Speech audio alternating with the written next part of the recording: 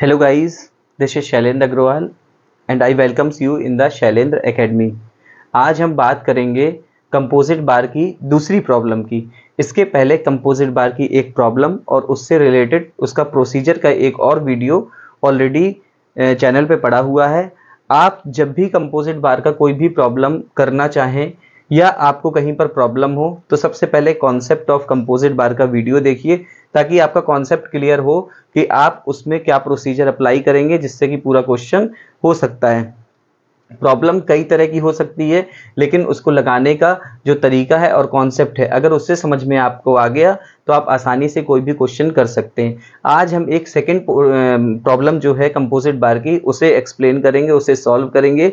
और उस प्रॉब्लम में जनरली क्या होता है, कंपोजिट बार की जो प्रॉब्लम आती है उसमें टोटल एक्सटेंशन या चेंज इन लेंथ या फिर कितना क्या चेंज हुआ लेंथ में, एक्सटेंशन क्या हुआ, यही पूछा जाता है। लेकिन इस प्रॉब्लम में जो हमने प्रॉब्लम यहाँ पर लिखी हुई है, इस प्रॉब्लम में हमें total extension of the bar already दिया हुआ है, यानी कि डेल्टा एल हमें दिया हुआ है और हमसे कुछ और पैरामीटर्स पूछे गए हैं। तो हम इस प्रॉब्लम को सॉल्व करते हैं। सबसे पहले देखते हैं कि प्रॉब्लम में दिया क्या है। For the bar shown in figure, figure में जो ये बार दिया हुआ है उसमें हमें फाइंड आउट करना है डिटरमाइन डायमीटर। हमें डायमीटर निकालना है ऑफ द मिडिल पोर्शन। कितने पोर्शन है इसमें? 1, 2 and 3 portion. Middle portion second portion ही हुआ, तो हमें मिडिल पोर्शन का डायमीटर निकालना है if stress there is limited to 125 newton per millimetre square. यहां तक क्वेश्चन खत्म होता है फर्स्ट पोर्शन इसका। नेक्स्ट कह रहा है proceed to determine the length of this middle portion.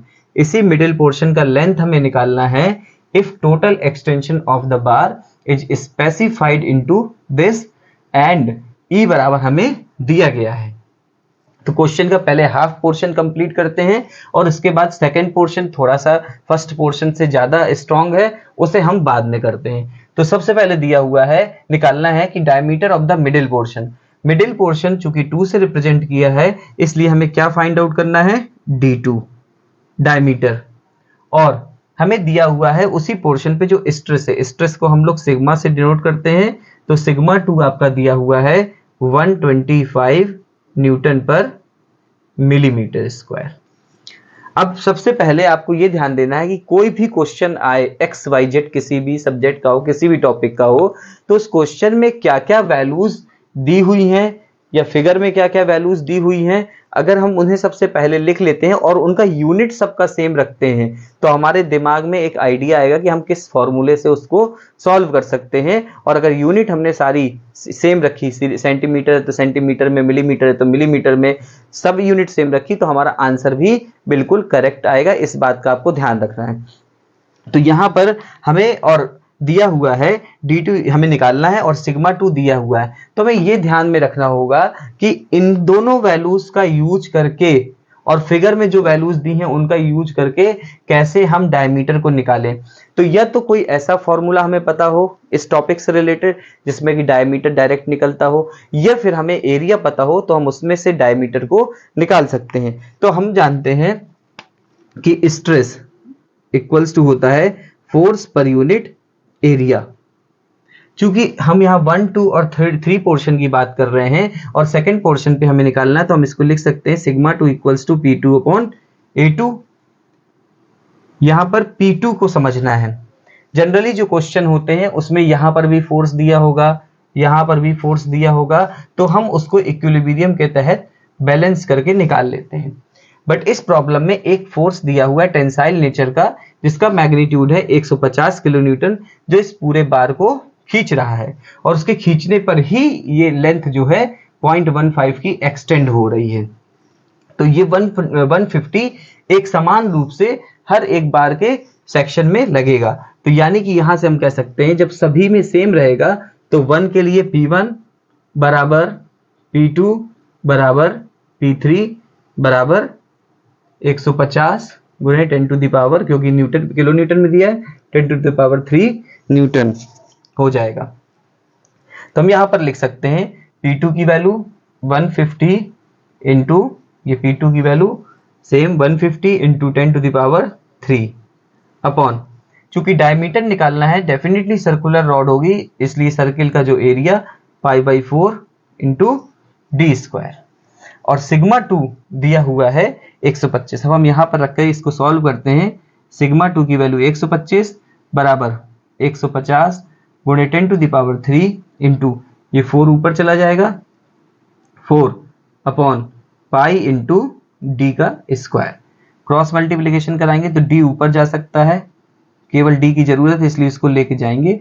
बाकी 150 इंटू 10⁻³ इंटू 4/125 इंटू पाई।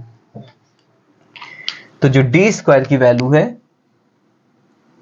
वो कैलकुलेटर से अगर हम कैलकुलेट करें 150 इंटू 10⁻³ इंटू 4/125 इंटू पाई, ये आया आपका 1527.88। अंडर रूट इसका निकालेंगे क्योंकि स्क्वायर लगा हुआ है, तो आया d इक्वल्स टू 39.1। सारा कुछ मिलीमीटर में था, हमने इसको मिलीमीटर में लिख दिया। ये डी स्क्वायर बराबर है, इसको अंडर रूट करेंगे 39.1 मिलीमीटर आएगा। यहां से हमारे क्वेश्चन का एक पोर्शन कंप्लीट हुआ, जिसमें हमको डिटरमाइन करना था मिडिल पोर्शन का diameter. Now we have to find out the length of the middle portion, that is L2। हम इसके पहले इसको मान लेते हैं कि ये वाली 1 पोर्शन है, इसकी लेंथ है L1, और ये थर्ड पोर्शन है, इसकी लेंथ है L3। और हमें ना L1 पता है ना L3 पता है, हमें L1 plus L2 plus L3 पता है जो कि 300 दी हुई है। कहीं ना कहीं हम इसका भी यूज करेंगे। अब इस क्वेश्चन में अगर हम देखें तो हमें E की भी वैल्यू दी हुई है, लेकिन सिर्फ E की, कहीं पर भी ये नहीं कहा गया कि क्वेश्चन में जो बार है वो अलग अलग मटेरियल का है, सिर्फ E की वैल्यू दी है। इसलिए हम लिखेंगे E1 बराबर E2 बराबर E3 बराबर 2 into 10⁵ newton per millimetre square. हम सिग्मा 2 हमें पता था, अगर हम चूंकि sigma equals to P upon A होता है, तो हम सिग्मा 1 की भी वैल्यू अगर निकालें तो आ जाएगी P1 अपॉन A1। चूंकि अगर हम देखें कि इसका डायमीटर सेम है और इसका भी डायमीटर सेम है, फोर्स भी P1 बराबर P2 बराबर P3 है, तो सिग्मा 1 बराबर हम सिग्मा 3 लिख सकते हैं। देखिए बिल्कुल सिंपल समझिए, यहाँ पर D2 अगर सेम होता तो सिग्मा 1 बराबर सिग्मा 2 बराबर सिग्मा 3 हो जाता। क्योंकि सिग्मा में यूज हो रहा है P का, वो तीनों बराबर हैं, और यूज हो रहा है एरिया का। एरिया किससे आएगा? डायमीटर से। इसका डायमीटर भी 50 है और इसका डायमीटर भी 50 है, तो जो भी वैल्यू हम पुट करेंगे सेम आएगा। तो सिग्मा 3 बराबर सिग्मा 1 हो जाएगा, और इसकी वैल्यू P की वैल्यू है 150 into 10⁻³ upon area π/4 into d, किसी को भी लिख लें, डी की वैल्यू है 50 का स्क्वायर। तो सिग्मा 1 बराबर सिग्मा 3 बराबर 150 इंटू 10⁻³ इंटू 4 अपॉन 50 का स्क्वायर इंटू पाई। एक सेकेंड,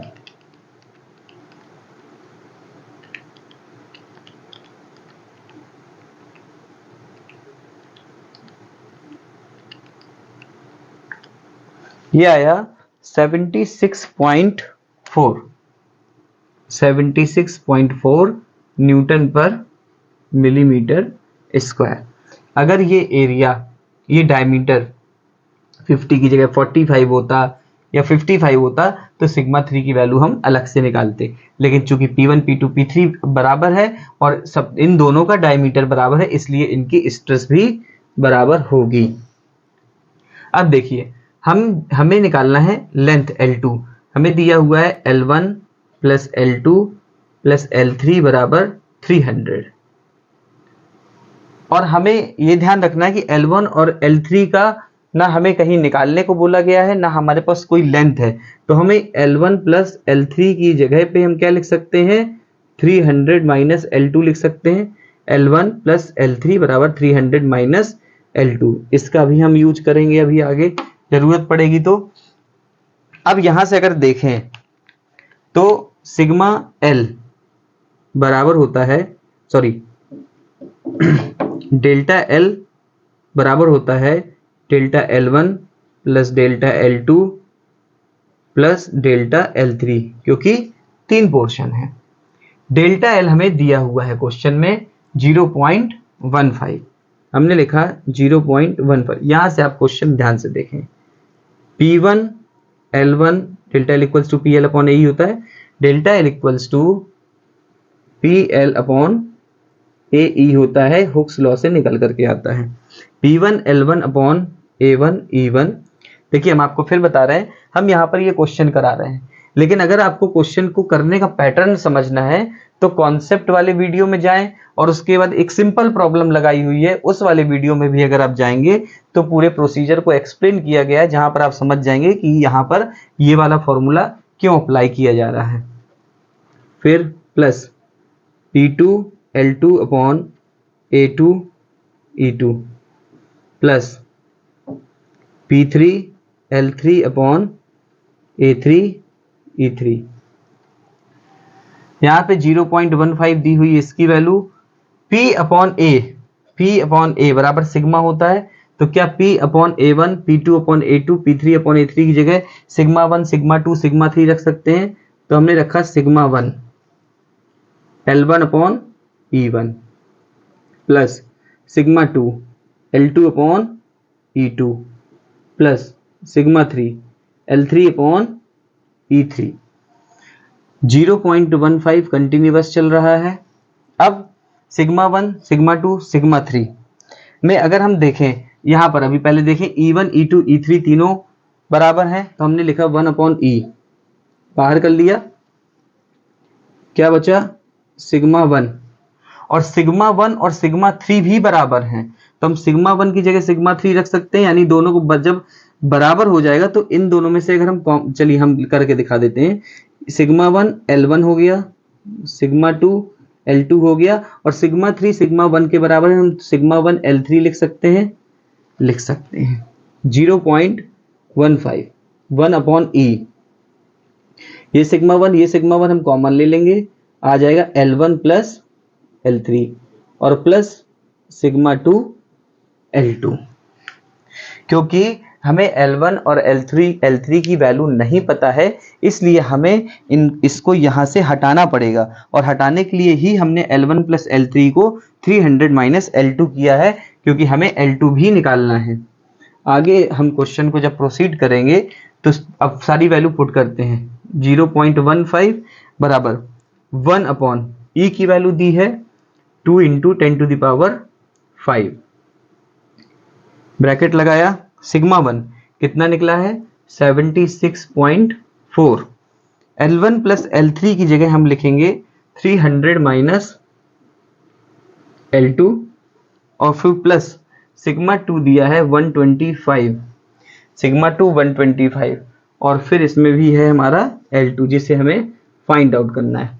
यहां से अगर आप ध्यान से देखें कि हमारे पास इतने पैरामीटर थे, अब हमारे पास सिर्फ L2 बचा है और जिसे हमें निकालना है, तो इसका यहां मल्टीप्लिकेशन कर देंगे, 0.15 into 2 into 10 to the power 5 बराबर, इसको यहां मल्टीप्लाई कराते हैं 76। अभी मैं पहले पूरा करके दिखा दे रहा हूं ताकि कहीं कोई कंफ्यूजन न रहे। इसका इसमें multiplication minus 76.4 L2 plus 125 L2, इसका multiplication 0.15 into 2 into 10 to the power 5, 30,000 ये होगा, बराबर इसका मल्टीप्लिकेशन करते हैं 76.4 इंटू 300, 22,920 ये आया, माइनस इसको करते हैं, माइनस नहीं आएगा क्योंकि ये प्लस में है, बड़ी संख्या, ये माइनस में प्लस आएगा, 125 माइनस 76.4 48.6 L2 आया। अब क्या हम 48.6 L2 बराबर इसको यहाँ लेके जाएं 30,000 माइनस 22,920 7080 L2 अगर देखें अपॉन 48.6 145.67 मिलीमीटर L2 निकल करके आया। तो क्वेश्चन को आप देखें ध्यान से, हमें क्वेश्चन में कहा गया था यहाँ पर 2 था तो यहाँ पर हम 2 लगाना भूल गए हैं, D2 होगा सब जगह पे। क्वेश्चन में कहा था डिटरमाइन मिडिल पोर्शन का डायमीटर हमें फाइंड आउट करना था यदि वहां पर लिमिटेड स्ट्रेस थी 125। तो हमने सिंपल, देखिए हमने आपको फिर से समझा रहे हैं कि आपको सबसे पहले सारी वैल्यूज लिखनी है और उन वैल्यूज को लिखने के बाद आपको ये ध्यान देना कि हम किस तरीके से जो क्वेश्चन में पूछा गया उसे फाइंड आउट करें। सिंपल स्ट्रेस का फॉर्मूला होता है sigma equals to P upon A, second portion पे निकालनी थी P2 अपॉन A2 किया और डायमीटर निकल आया, आगे कैलकुलेशन है। ये कॉमन फॉर्मूला जो एक्सटेंशन इन यूनिफॉर्म बार में या एक्सटेंशन इन कंपोजिट बार में हमें निकालना होता है, जितने बार होंगे उसमें डेल्टा एल हम लिख देंगे। फोर्स 1 लगा हुआ था इस क्वेश्चन में, इसलिए वो सब बराबर हो गए P1 P2, और सेम मटेरियल का था इसलिए E1 बराबर E2 बराबर E3 हो गया। क्यों हमें सिग्मा 1 और सिग्मा 3 निकालने की जरूरत पड़ी?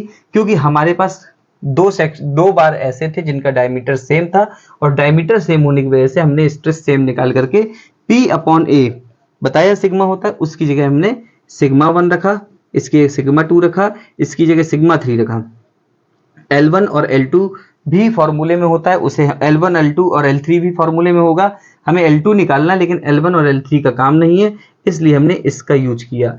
L1 plus L2 plus L3 बराबर 300 लेके गए उस तरफ, बच गया L2 के फॉर्म में। हमने यहाँ पर उसी को यूज किया और 300 माइनस L2 रख दिया, पूरा इक्वेशन L2 के फॉर्म में आ गया और फिर L2 होगी। तो आप इस क्वेश्चन में ये देख सकते हैं कि हमें क्वेश्चन में चेंज कर दिया। इस बार क्वेश्चन में हमें चेंज इन लेंथ ऑलरेडी दिया था, बट उसी चेंज इन लेंथ का यूज करके हमें L2 और डायमीटर फाइंड आउट करना था।